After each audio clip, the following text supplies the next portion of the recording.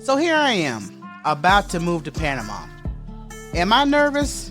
Absolutely. Excited? Hell yeah. Do I sometimes wake up thinking, girl, what are you doing? Every single morning.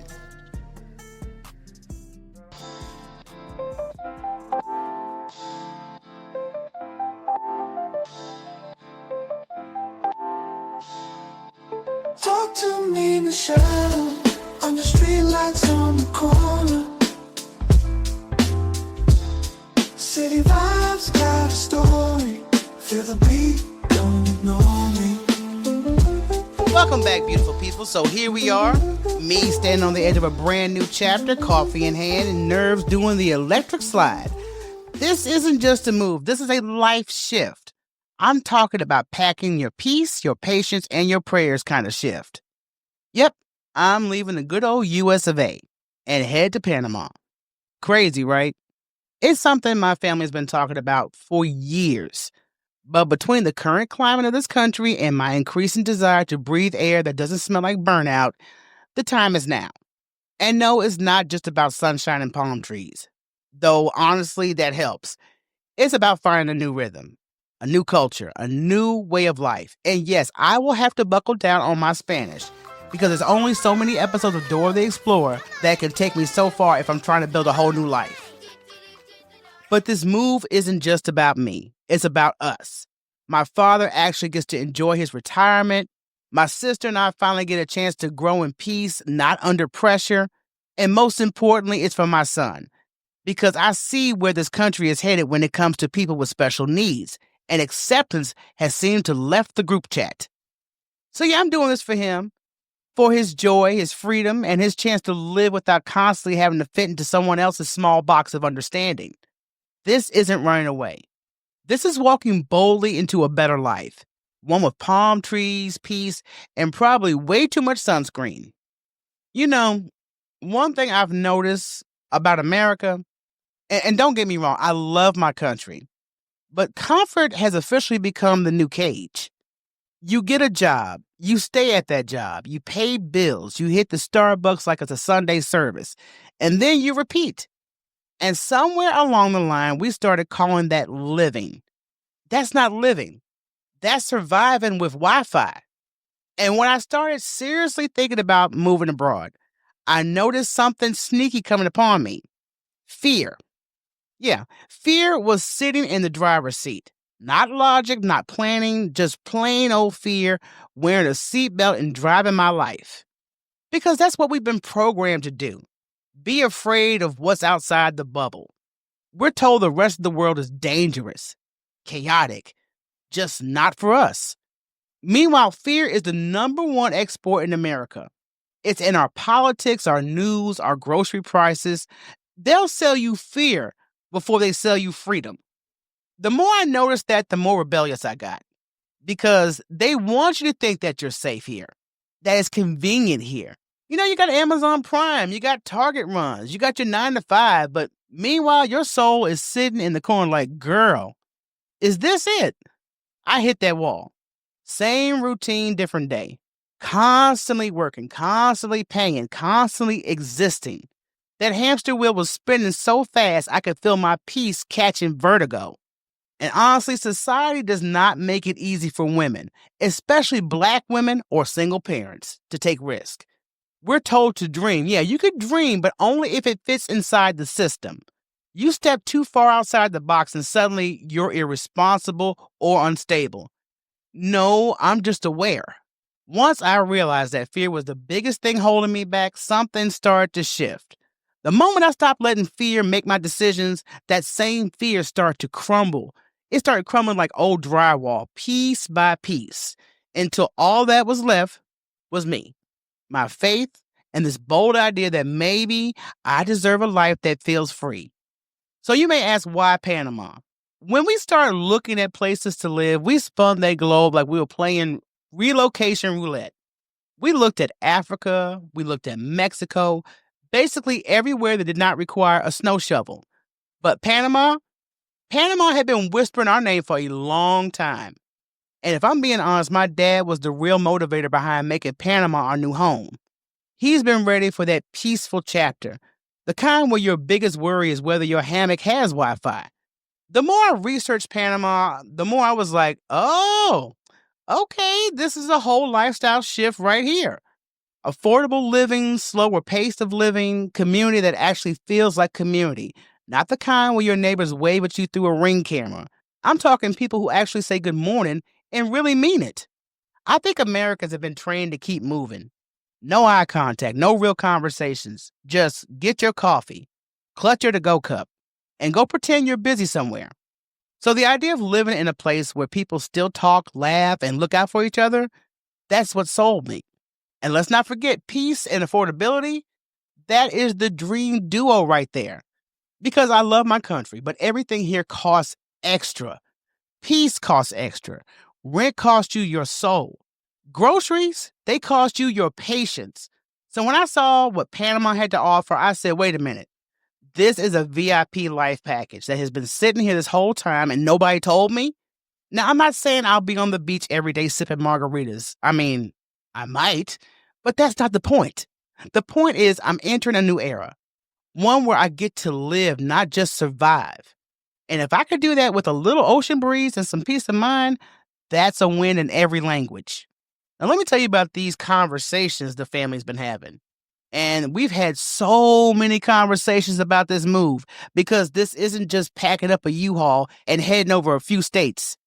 This is passports, paperwork, and panic attacks on a full relocation to another country. And with my father's wisdom, my sister's support, and my son's uncertainty, we've had some real conversations at the table. The kind where everyone's talking over each other, feelings are flying, and someone always says, let's just pray on it. Yeah, those type of conversations. But this isn't a solo trip. This is a generational pivot, a whole family reboot. My dad gets to enjoy his retirement without the noise. My sister gets to shine in new ways. And I get to be the ringmaster of this circus. But the real heart of this move is my son. My responsibility as his mother isn't just to make sure he survives. It's to make sure he exists fully. I don't want him growing up in a world where people look at his differences like they're defects. I want him somewhere where he can breathe, grow, and just be. And look, I'm not saying I've got all the answers. Half the time, I'm winging it with the Wi-Fi. But I know this. The world I'm trying to build for him doesn't exist where we are now. So if that means crossing borders to find it, then that's exactly what we're going to do, together. Now, I'm going to be very honest with you because America has a PhD in programming people to be scared of everything they can't control. The fear of starting over, the fear of being too far from convenience, the fear of being misunderstood, unseen, or worse, forgotten. We marinate in that fear like it's a national pastime. And I've had to start unlearning all of it. I've had to sit myself down and say, girl, survival mode is not a lifestyle. It's a trauma response. Because I've recognized something wild. I need to start trusting peace over productivity. I know it's a radical idea. But we've all been trained to confuse exhaustion with achievement. Somewhere along the line, they convinced us that burnout was a badge of honor. That's one thing I detest, how we spend more time with our coworkers than our own family. Like, I don't even like y'all like that. But here we are, eating cold lunches under fluorescent lights, chasing deadlines like they're dreams. We're taught to consistently grind. If you're getting a full night's sleep, somebody will say you're slacking. If you're taking time out to breathe, they'll ask, aren't you busy?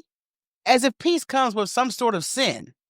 And I don't know who needs to hear this, but that is not living. That's performing life instead of experiencing it. And I don't want to perform no more. I want the real thing, the peace, the purpose, and maybe a nap without guilt. So I did a little grown folks comparison, the challenges versus the benefits of this move. I'm going to start with the obvious. I'm going to hit the language barriers. Yes, I am. My Spanish right now is somewhere between hola and hold up. What'd you just say? But I'm ready for it. I'll learn slowly, probably with a lot of hand gestures. Then there's the finances. Got to make sure everything is in order because Panama might have lower costs, but honey, life still costs something. And of course, there's going to be those moments of culture shock. You know, when I forget where I am and I try to pay someone with Apple Pay in the street market, I already see that coming. Then the big one, starting from scratch. Let me tell you, that doesn't scare me anymore. I've started from scratch so many times, I should have a loyalty card by now. Congratulations, you've earned your 10th restart. Now here's a free wine glass. Now on the flip side, what do I get in return? I'm going to get freedom, peace, clarity, the ability to wake up without feeling like I'm already behind on life. I get to experience a new culture that values community, not just competition. So trading convenience for connection. And somehow that feels like winning. Because really, convenience never fed my soul. It just made me lazy. But connection, that's where real living begins. Now I want to take a moment to reflect on what this move really means for my son. Because honestly, this is bigger than passports and packing boxes. This move means growth. It means exposure. It means my son gets to see the world through a lens that's not filtered by limitation. He's going to learn inclusion firsthand, not as a checkbox, but as a way of life.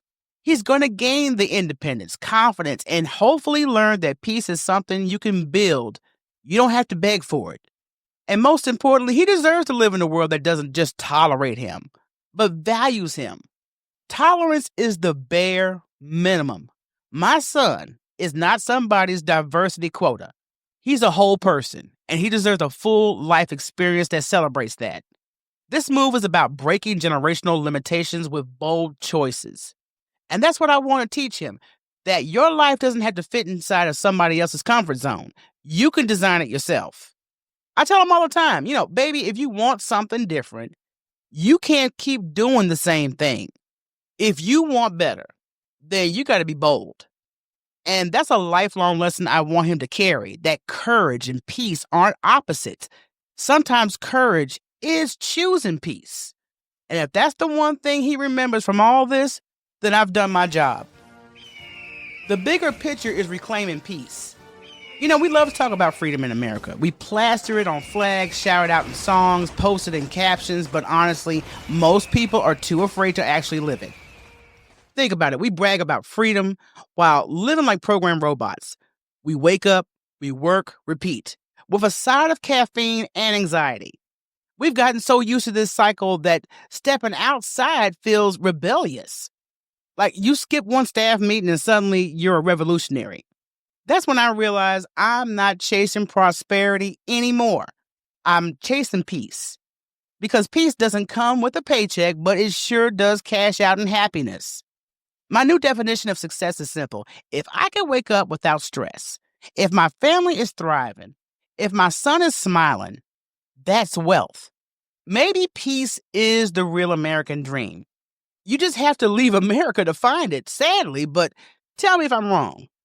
There was a time this country stood by its people, when communities helped each other, when neighborhoods looked out, when you actually knew your neighbor's name. But now it's turned into a one-man or one-woman show. Everybody's out here grinding for survival, smiling through the burnout, and calling it success. And that's no way to live. Not for me, not for my family, not for anybody. I want more than the illusion of freedom. I want the kind that lets me breathe. If you're listening to this right now and you feel that little tug, that whisper telling you to do something radical, it's not anxiety. It's your soul trying to wake you up. Don't be afraid to step out of the box that you were never meant to fit in. Venture out, explore. I look at it like this.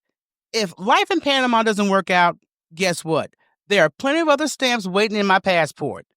The world is huge, and I'm not scared to meet it. Don't let fear make your life decisions. Fear is loud, it screams in your ear, and it keeps you stuck. But peace whispers. You just have to get a little quiet long enough to hear it. So if you've been thinking about moving abroad, or maybe your spouse is giving you that, I don't know about that look, come join us on Facebook at the Panama Life Network. It's where we're building community, sharing resources, and making friends before the flight even lands. We're building a foundation together.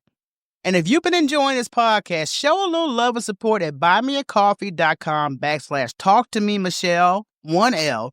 Trust me, caffeine does keep the creativity flowing. Make sure you share this episode with a friend who's been talking about change but too scared to make it. And if you haven't hit that subscribe button yet, go ahead. Do it now. Oh, and before I go, I will be taking a short hiatus later this month. I got to finish packing, double-checking and see these airline tickets are right, make sure my lip gloss survives TSA. So if you don't see me for a minute, don't panic. I'll be back with brand new episodes, fresh energy, and a few surprises up my sleeve that I know you're going to love. This next chapter is all about growth, peace, and living life on purpose. So until next episode, I'm out. Peace.